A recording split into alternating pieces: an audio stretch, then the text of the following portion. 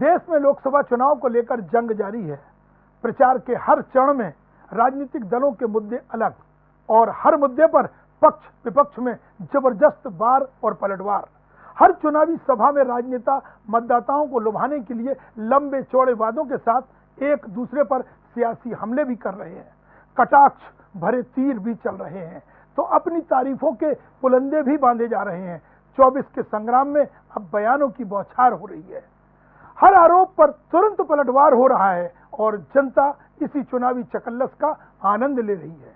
नमस्कार, हमारी खास पेशकश चुनाव चेहरा और चुनौती में आपका स्वागत है। मैं हूं राकेश अग्निहोत्री। कहते हैं सियासी भाषण एक कला है। जो नेता इसमें जितना पारंगत है वह अपनी सभाओं में भीड़ जुटाने का उतना ही मादा रखता है।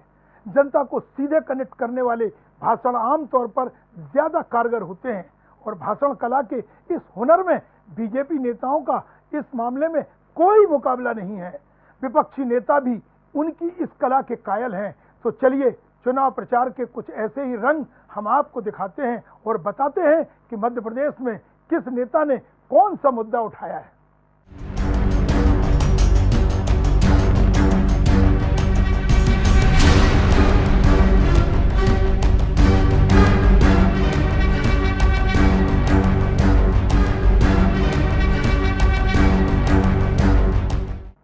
तो आज एक ऐसे राजनेता के चुनाव प्रचार की झलकियां हम आपको दिखाएंगे जिन पर इस चुनाव में दोहरी जिम्मेदारी है। नाम है प्रदेश भाजपा अध्यक्ष बीडी शर्मा, जो स्वयं खजुराहो सीट से दावेदार भी है और जिन पर प्रदेश की 29 सीटें जिताने की जिम्मेदारी भी है। जो अपनी आक्रामक शैली के लिए जाने जाते हैं, जिनके भाषणों में विपक्षी दल कांग्रेस अक्सर निशाने पर होती है। बतौर स्टार प्रचारक वे पूरे प्रदेश में प्रत्याशियों के पक्ष में धुआंधार प्रचार के साथ बैठकें भी कर रहे हैं। तो राष्ट्रीय नेताओं के मध्य प्रदेश आगमन पर उनकी अगवानी, संगठन स्तर पर चुनावी रणनीति बनाने के लिए प्रबंधन का दायित्व भी अपने कंधों पर वो निभा रहे हैं। तो चलिए पहले आपको सुनाते हैं विष्णुदत्त शर्मा किस अंदाज में कांग्रेस पर बरस रहे हैं। मेरे भाई और बहनों, इस बुंदेलखंड के क्षेत्र में, इस टीकमगढ़ के क्षेत्र में जिसे लोग कहते थे ये बुंदेलखंड का क्षेत्र तो ये सूखा बुंदेलखंड है, ये बुंदेलखंड तो गरीबों का बुंदेलखंड है, लेकिन आज हमें गर्व है कि भारत के प्रधानमंत्री नरेंद्र मोदी जी ने संकल्प लिया इस बुंदेलखंड को सूखा बुंदेलखंड से हरा भरा बुंदेलखंड बनाएंगे। तो माननीय प्रधानमंत्री ने संकल्प लिया इस बुंदेलखंड और टीकमगढ़ को समृद्धशाली बुंदेलखंड और टीकमगढ़ बनाएंगे। लेकिन आज हमें गर्व है, अटल बिहारी वाजपेयी जी ने जो सपना इस देश के अंदर देखा था कि कैन बेतवा लिंक परियोजना जो 44,605 करोड़ की, अगर किसी ने उस बुंदेलखंड को, लोग बुंदेलखंड में कांग्रेस जिंदगी भर राजनीति करती रही, केवल बुंदेलखंड की गरीबी के लिए केवल दिखावा करते रहे, लेकिन आज हमें गर्व है कि भारत के प्रधानमंत्री नरेंद्र मोदी जी को तीसरी बार प्रधानमंत्री क्यों बनना चाहिए। इस बुंदेलखंड की जनता के लिए 44,605 करोड़ की कैन बेतवा परियोजना दे करके बजट में प्रावधान करके उसके टेंडर हो गए और जिस दिन परियोजना पूरी होगी, मेरे नागरिक भाई और बहनों, इस बुंदेलखंड के 10 लाख हेक्टेयर में सिंचाई और 41 लाख लोगों को पीने के पानी की सुविधा मिलेगी। तो ये जो बुंदेलखंड है, जब किसानों को सिंचाई मिलेगी, सड़क बिजली पानी मिल रहा है, तो ये भारतीय जनता पार्टी की सरकार है, प्रधानमंत्री मोदी जी का नेतृत्व है। अब ये बुंदेलखंड सूखा नहीं हरा भरा होगा और ये बुंदेलखंड गरीब नहीं समृद्धशाली बुंदेलखंड बनेगा। बीजेपी प्रदेश अध्यक्ष विष्णुदत्त शर्मा जब कांग्रेस के चाणक्य और राजगढ़ सीट से प्रत्याशी दिग्विजय सिंह के गढ़ राधौगढ़ में हुंकार भरने पहुंचे तो हिंदुत्व, राम मंदिर और दिग्विजय सिंह के पुराने विवादित बयानों को लेकर उन्होंने दिग्गी राजा पर सीधा प्रहार किया। देखिए, कांग्रेस के अंदर दिग्विजय सिंह जी कुछ अच्छा काम करने वाले लोग भी हैं, जो देश के लिए कुछ करना चाहते हैं, वो भी तो मनुष्य है। लेकिन तुम्हारे जैसे बंटाढार, तुम्हारे जैसे देशद्रोही, तुम्हारे जैसे रामद्रोही, इन लोगों को अगर वहां कांग्रेस में लोग पाएंगे तो लोग काम कैसे करेंगे? इसलिए लोग छोड़ छोड़ के भाग रहे हैं। कांग्रेस के नेतृत्व से इतनी निराशा है कांग्रेस के कार्यकर्ता को। इन 2 चरणों के चुनाव में जो मतदान परसेंटेज गिरा, ये उसी का परिणाम है कि कांग्रेस के कार्यकर्ता को बहुत निराशा है। उस निराशा के कारण से वोट डालने नहीं गया। तो इसलिए दिग्विजय सिंह जी, आप जैसे लोग हैं कांग्रेस के अंदर, तो कांग्रेस गुलामी के प्रतीकों में से केवल एक बची है बस। मोदी जी ने सारे गुलामी के प्रतीक समाप्त कर दिए। कांग्रेस मात्र एक बचा है जो गुलामी का प्रतीक है। बताओ कौन ने बनाई कांग्रेस? उसका भी जवाब मिलेगा। और ये गुलामी का प्रतीक भी देश के अंदर समाप्त होगा। गांधी जी ने भी कहा था, भाजपा नहीं कह रही है। भाजपा तो कह रही है कि आज भ्रष्टाचार मुक्त भारत बनना चाहिए, गरीबों के जीवन में आंखों में खुशी आनी चाहिए, आतंकवाद मुक्त भारत बनना चाहिए, देश के अंदर नौजवान, किसान, महिला, किसान, गरीबों का सशक्तिकरण होना चाहिए। ये भाजपा के तो नारे हैं, सबका साथ, सबका विकास, सबका विश्वास। लेकिन कांग्रेस तुष्टीकरण जो चाहती है, हम उसे समाप्त करना चाहते हैं। प्रदेश की पूर्व मंत्री जो कांग्रेस से भाजपा में आ चुकी हैं, इमरती देवी के अपमान पर सियासी बवाल मध्य प्रदेश में मचा हुआ है। कांग्रेस के प्रदेश अध्यक्ष जीतू पटवारी की विवादित टिप्पणी को लेकर बीजेपी प्रदेश अध्यक्ष बीडी शर्मा ने भी कांग्रेस पर करारा प्रहार किया है। बीडी शर्मा ने दलित महिला का अपमान करने को कांग्रेस का चरित्र बताते हुए खूब खरी खोटी सुनाई।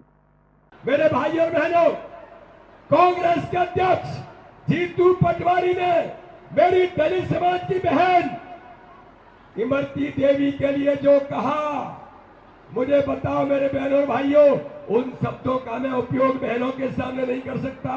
मैं आज आपसे अपील करने के लिए आया हूं। ऐसे कांग्रेस के नेताओं को हमें जवाब देने की जरूरत है कि नहीं है?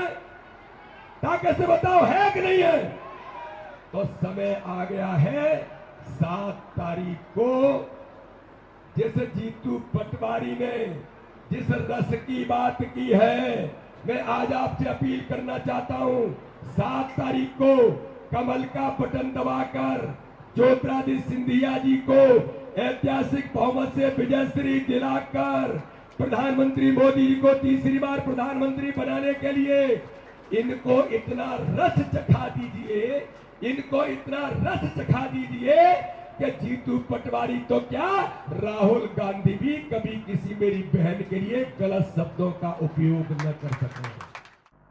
प्रदेश भाजपा अध्यक्ष विष्णुदत्त शर्मा हमेशा कमलनाथ और दिग्विजय सिंह के निशाने पर रहे हैं। जब जब इन दोनों नेताओं ने बीडी पर वार किया तो विष्णुदत्त भी पलटकर वार करने में नहीं चूके। ऐसे में जब दिग्गी राजा आज खुद चुनावी मैदान में है तो बीडी शर्मा ने सेना और सनातन के अपमान पर दिग्गी राजा को आड़े हाथ लिया।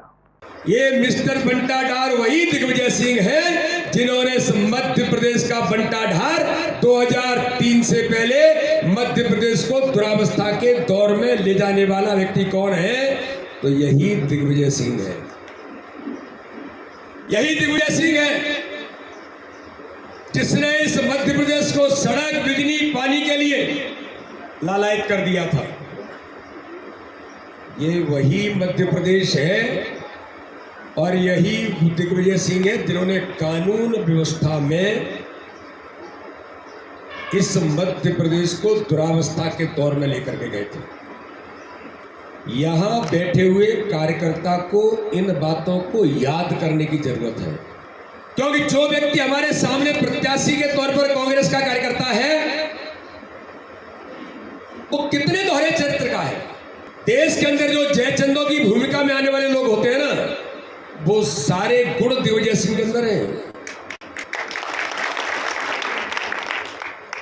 और अंग्रेज देश से चले गए, लेकिन अंग्रेज देश के अंदर कुछ लोग छोड़ करके चले गए, और वो कांग्रेसी जिनके खून में आज भी अंग्रेजों के जीन्स हैं।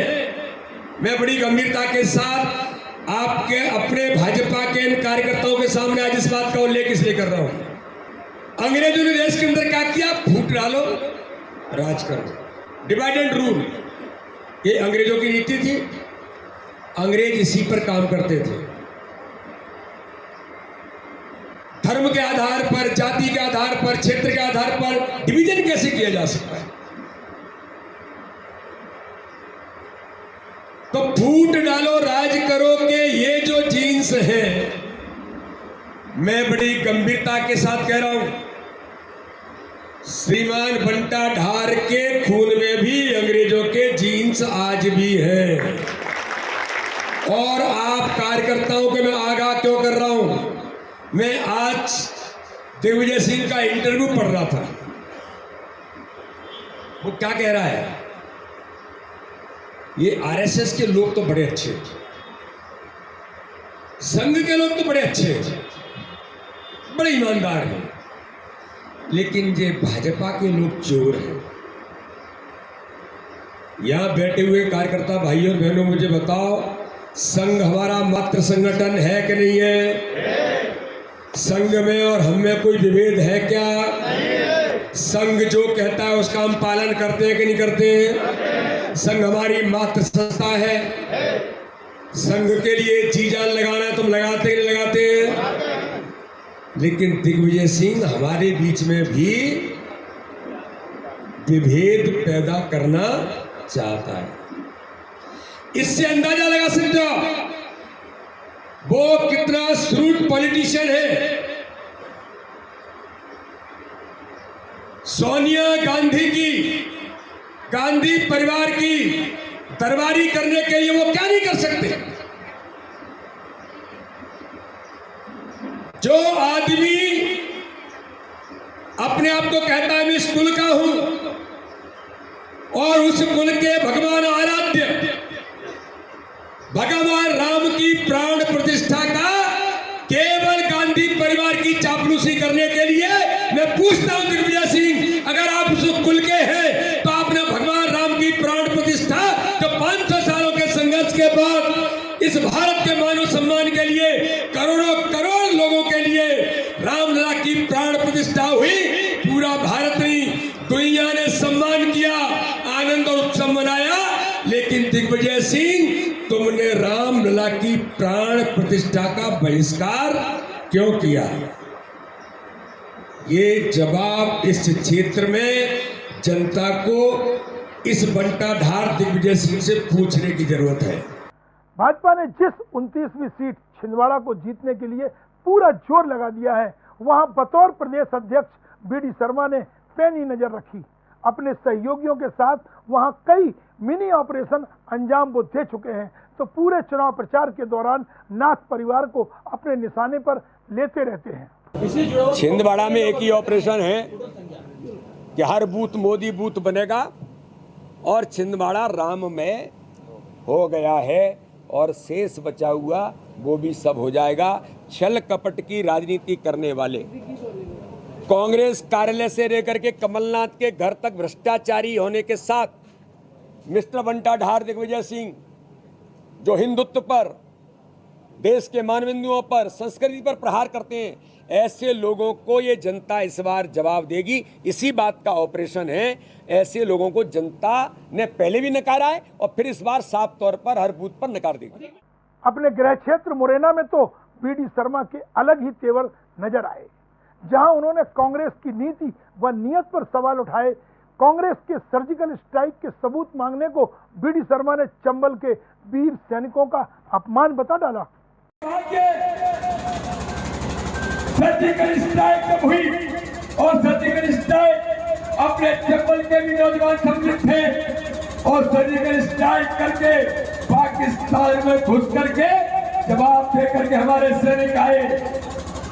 गौरव था, पूरा देश जश्न मना रहा था, लेकिन कांग्रेस के राहुल गांधी, मध्य प्रदेश के बंटा ढार दिग्विजय सिंह कह रहे थे ये सर्जिकल स्ट्राइक हुई है, इसका प्रूफ क्या है?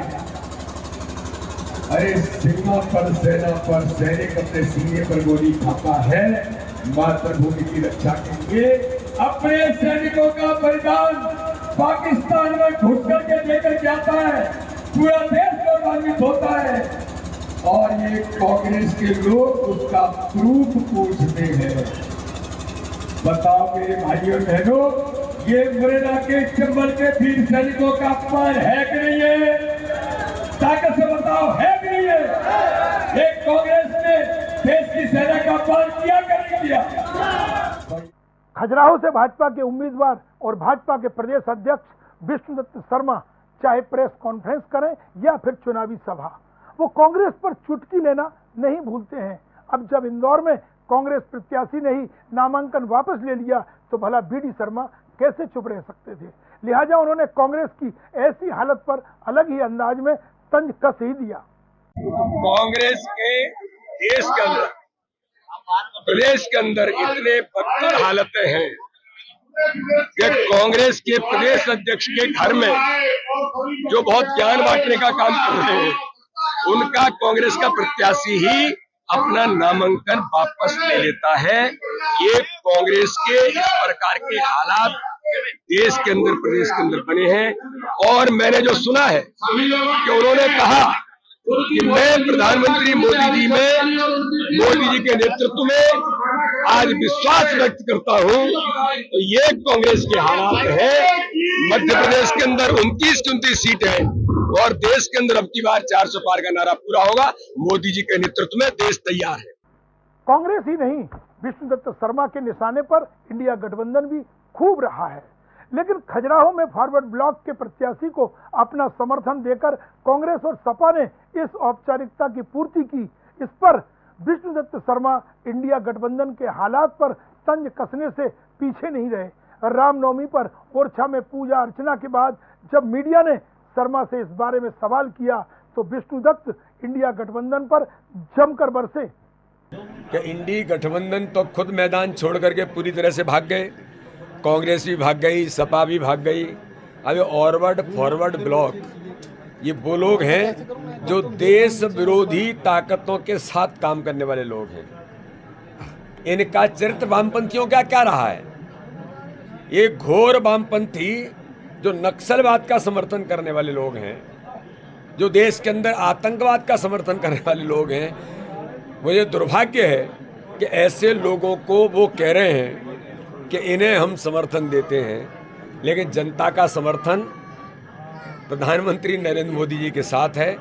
जनता का समर्थन आज राममय वातावरण पूरे देश का, मध्य प्रदेश का, खजुराहो लोकसभा का हुआ है और आज तो रामनवमी है, इसलिए उनके समर्थन देने से और उससे कुछ नहीं होता। जनता का आशीर्वाद, प्रधानमंत्री नरेंद्र मोदी जी को तीसरी बार प्रधानमंत्री बनाने के संकल्प के साथ आज जनता ने खजुराहो लोकसभा में आशीर्वाद दिया है। इससे पहले खजुराहो से समाजवादी पार्टी के प्रत्याशी का नामांकन निरस्त होने पर कांग्रेस नेताओं के आरोपों का भी शर्मा ने करारा जवाब दिया। बीजेपी प्रदेश अध्यक्ष ने कहा, यह राम भक्तों की भूमि है जहां राम भक्तों पर गोली चलाने वाले खुद नहीं ठहर सकते। अरे भाई, मेरा हाथ इसमें फॉर्म भरने का काम तो जीतू पटवारी जी, आपके कांग्रेस और सपा के अंतर्द्वंद मुझे नहीं कहना चाहिए। क्या जूतम पेजार हुई थी विधानसभा के अंदर? अखिलेश यादव जी ने क्या कहा था कमलनाथ को, और कमलनाथ ने क्या कहा था? कौन अखिलेश वखिलेश? तो अखिलेश वखिलेश सुनेंगे क्या? तो आपकी आंतरिक झगड़े आपके वकील ने क्या किया या सपा के प्रत्याशी ने क्या किया, अब ये हमारे इससे क्या लेना देना है? भाई, आपको चुनाव लड़ना है। आपका गठबंधन इंडी गठबंधन जो ठगबंधन है, जो घमंडिया गठबंधन है, जो देश विरोधी ताकतों के साथ खड़े होते हैं। मैंने पहले ही दिन कहा था, जो रामद्रोही है, जिन्होंने राम भक्तों पर गोलियां चलाई, जिन्होंने राम मंदिर के प्राण प्रतिष्ठा का बहिष्कार किया, उनको तो इस बुंदेलखंड की धरती पर, जो राम भक्तों की धरती है, जो महाराजा छत्रसाल की धरती है, जो वीरांगना अवंतीबाई की धरती है, यहां ऐसे लोगों को न अवसर मिला न मिलेगा तो स्वतः ही छोड़कर भाग गए। इसमें हम क्या कर सकते हैं? इसलिए ये तो रामों की, राम भक्तों की भूमि है और इस आधार पर इस बार इस लोकसभा में जवाब ही नहीं मिलेगा। इस लोकसभा में इतिहास इस देश का बनेगा, सभी जनता के आशीर्वाद से, कार्यकर्ताओं की मेहनत से। भाजपा पूरा लोकसभा चुनाव प्रधानमंत्री नरेंद्र मोदी के चेहरे पर लड़ रही है। लिहाजा अपनी हर सभा में प्रदेश भाजपा के अध्यक्ष और भाजपा के उम्मीदवार विष्णुदत्त शर्मा केंद्र सरकार की तमाम उपलब्धियों को गिनाना नहीं भूलते हैं। कार्यकर्ताओं में नया जोश भरने और जनता से मोदी को तीसरी बार प्रधानमंत्री बनाने के लिए वो जबरदस्त तरीके से अपनी बात रखते हैं। हम सब लोग जो देखते हैं, किसी से भी पूछो तो हर आदमी कहता है कि भारत का प्रधानमंत्री कौन बनना चाहिए? नरेंद्र मोदी। कौन बनना चाहिए? नरेंद्र मोदी। तो प्रधानमंत्री मोदी जी को तीसरी बार प्रधानमंत्री बनाने का चुनाव है, लेकिन प्रधानमंत्री का बड़ा हृदय है और ऐसे दुनिया के सबसे लोकप्रिय नेता हम सब गौरवान्वित होते हैं जिनके नाम से कि हमारे भारत का प्रधानमंत्री दुनिया के किसी कोने में जाता है तो दुनिया आज सम्मान तो करती है, दुनिया भारत के नेतृत्व को भी आज स्वीकार करती है कि दुनिया का सबसे लोकप्रिय नेता कोई है तो भारत का प्रधानमंत्री नरेंद्र मोदी है। अब उनका बड़ा मन है, उनका इतना बड़ा मन कि वो कार्यकर्ता को हमेशा अप्रिशिएट करते हैं। मध्य प्रदेश का चुनाव हम लड़ रहे थे तो हमने कहा था कि मध्य प्रदेश के मन में मोदी और मोदी के मन में मध्य प्रदेश। इस अभियान पर हम मध्य प्रदेश में हमने विजय का इतिहास, मोदी जी को मध्य प्रदेश की जनता ने आशीर्वाद दिया और ऐतिहासिक बहुमत से मध्य प्रदेश के अंदर जो कल्पना लोगों को दी थी उस कल्पना से परे जाकर जनता ने मोदी जी को आशीर्वाद मध्य प्रदेश के चुनाव में भी दिया। लेकिन लोग बड़े कैसे हो जाते? अटल बिहारी वाजपेयी जी कहते थे, उनकी कविता है, छोटे मन से कोई बड़ा नहीं होता और टूटे मन से कोई खड़ा नहीं होता। तो मेरे प्रधानमंत्री का इतना बड़ा मन है, जब गुजरात के चुनाव में ऐतिहासिक बहुमत से विजय मिली थी,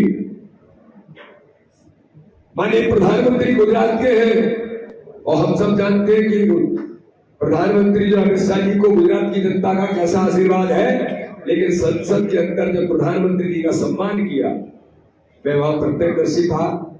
प्रधानमंत्री ने कहा कि आप लोगों ने एक बड़ी गलती की, तो लोगों को बड़ा आश्चर्य था कि प्रधानमंत्री जी क्यों बोल रहे हैं ऐसा। उन्होंने कहा, आज आपने गुजरात की जीत के लिए मेरा सम्मान किया है, लेकिन इसका असली हकदार कोई है तो गुजरात के बूथ बूथ पर बैठे हुए कार्यकर्ता भाई और बहन इसके हकदार है। वहां प्रदेश के अध्यक्ष थे, उन्होंने कहा प्रदेश के अध्यक्ष इनके नेतृत्व में गुजरात में विजय जो हासिल हुई है, तो कल माननीय प्रधानमंत्री जी ने जो आपके प्रदेश अध्यक्ष को जो कहा वो कार्यकर्ता का सम्मान है। यहाँ पर बैठे हुए एक एक बूथ कार्यकर्ता का सम्मान है। विष्णुदत्त शर्मा, जिनकी आक्रामक शैली ही उनकी सबसे बड़ी ताकत है, हमेशा फ्रंट फुट पर खेलने वाले बीडी शर्मा अपने बयानों के बाउंसर से विपक्षी नेताओं को चकरघिन्नी बना देते हैं। वो कार्यकर्ताओं में जीत का जज्बा जगाए रहते हैं तो जनता तक केंद्र और राज्य सरकार की हर बात पहुंचाते हैं, जिनकी रणनीति का लोहा पीएम मोदी, शाह और नड्डा भी मान चुके हैं। तो आज हमने दिखाई विष्णुदत्त शर्मा के बयानों की झलकियां। फिर हाजिर होंगे किसी और नेता के ऐसे ही चुने हुए बयानों के साथ। तब तक के लिए नमस्कार।